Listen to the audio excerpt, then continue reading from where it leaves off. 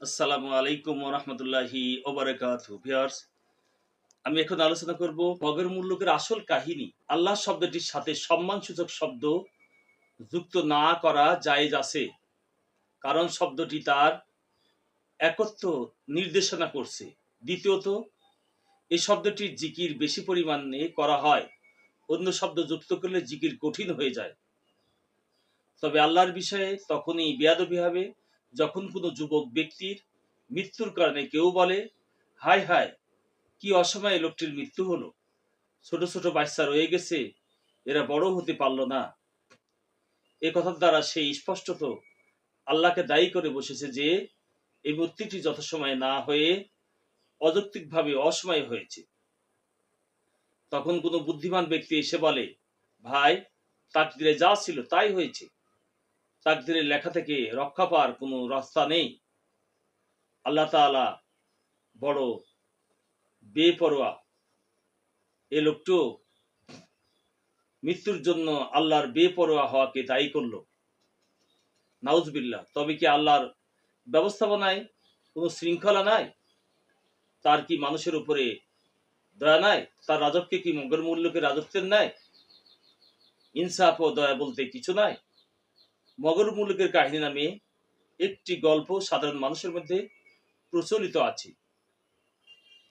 এক গুরু ভ্রমণে বের হয়েছিল, সঙ্গে তার চেলা ছিল।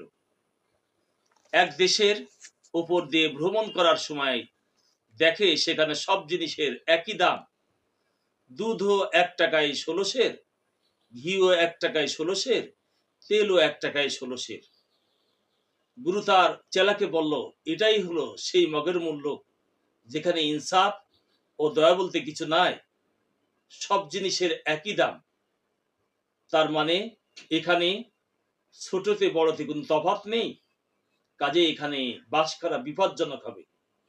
চলো এখান থেকে খুব তাড়াতাড়ি পলায়ন করি। চেলা বলল, না, এখানে ঘি আর দুধ দাম কম, এখানেই থেকে যান, দুধ ঘি বেশি খাওয়া যাবে। গুরু বলল, ঠিক আছে, তবে বিপদ আছে। চেলা মজা করে কিছুদিন বেশি করে ভক্ষণ করলো, খেয়ে দিয়ে একেবারে মোটা হয়ে পড়লো। কিছুদিন পরে একদিন রাজ দরবার হয়ে অতিক্রম করার সময় দেখতে পেল সেখানে একটি মুকদ্দমা উপস্থাপন করা হয়েছে।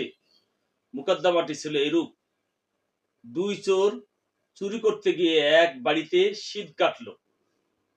একজন বাহিরে দাঁড়িয়েছিল, অপরজন সিঁধের ভিতরে প্রবেশ করলো।